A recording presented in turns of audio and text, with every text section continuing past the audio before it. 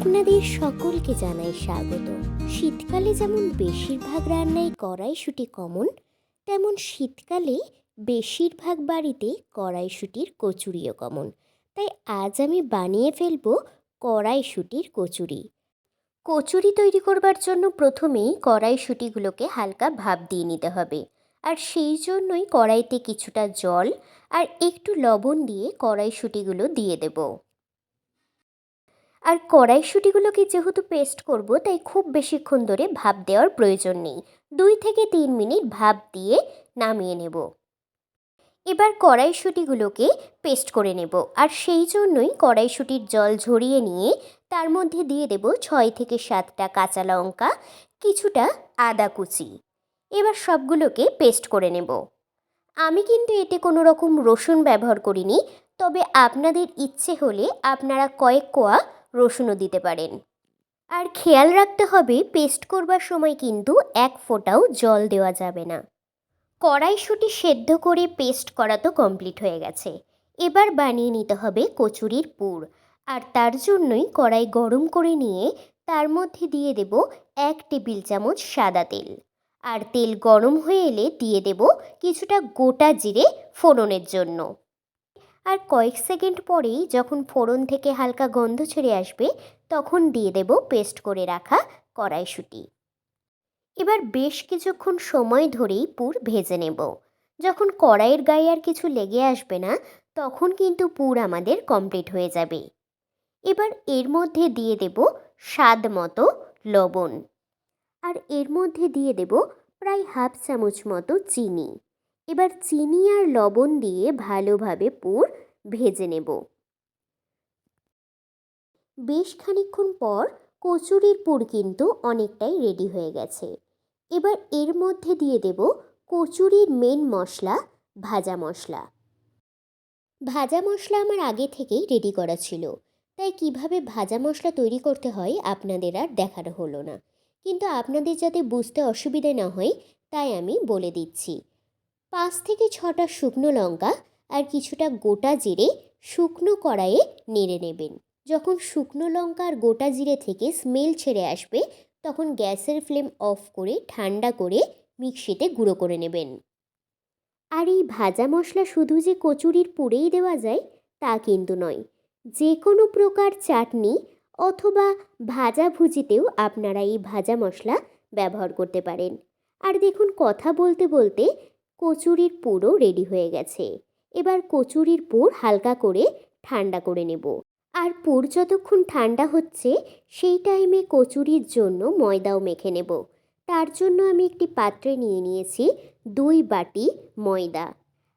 আর কচুরি যেহেতু ভাজবো, তার জন্য ময়াম তো দিতেই হবে। সেই জন্য সামান্য পরিমাণে চিনি, সামান্য পরিমাণে লবণ আর 1 টেবিল চামচ মতো রিফাইন্ড অয়েল দিয়ে দেব।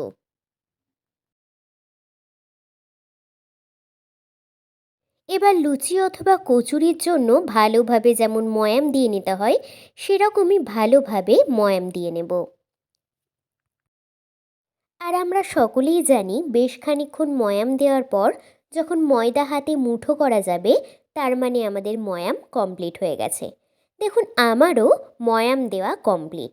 এবার একটু করে জল দিয়ে ভালোভাবে ময়দা মেখে নেব।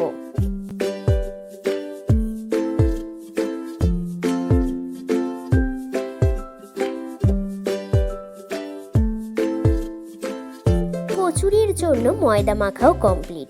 এবার এর মধ্যে 1 চামচ মতো রিফাইন্ড অয়েল দিয়ে ভালোভাবে মাখিয়ে নিয়ে রেখে দেব প্রায় 15 মিনিটের জন্য।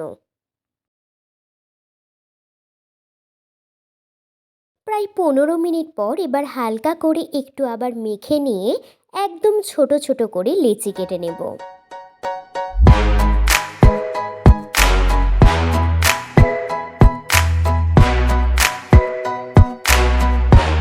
কচুরির জন্য লেচি তো কাটা হয়ে গেছে।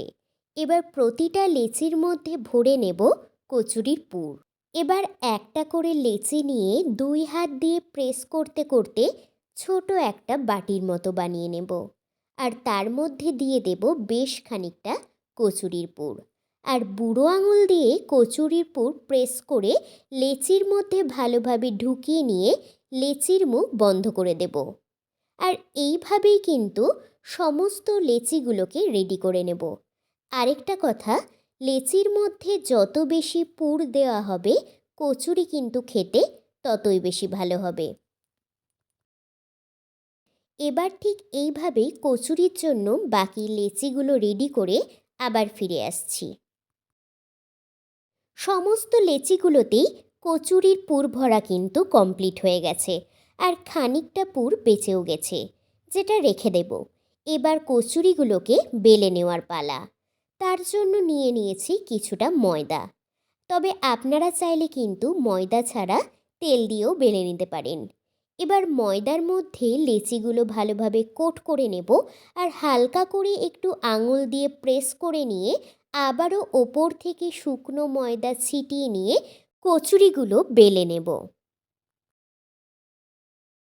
অনেকেরই দেখা যায় যে কচুরি অথবা আলুর পরোটার পুর কিন্তু নরম হয়ে যায়, তাই বেলতে গেলে পুর বেরিয়েও যায়। তাই তাদের বলবো, কচুরি অথবা আলুর পরোটার পুর যদি নরম হয়ে যায় তাহলে তার মধ্যে কিন্তু একটু শুকনো ছাতু ছিটিয়ে নিতে পারেন। কচুরিগুলো যতক্ষণ বেলতে টাইম লাগবে সেই সময়তেই আমি কড়াইতে বেশ খানিকটা রিফাইন্ড অয়েল গরম করে নেব। আর তেল ভালোভাবে গরম হয়ে গেলে একটা করে কচুরি গরম তেলের মধ্যে ছেড়ে দেব, আর ঝান্না দিয়ে কচুরি একটু প্রেস করতে থাকব।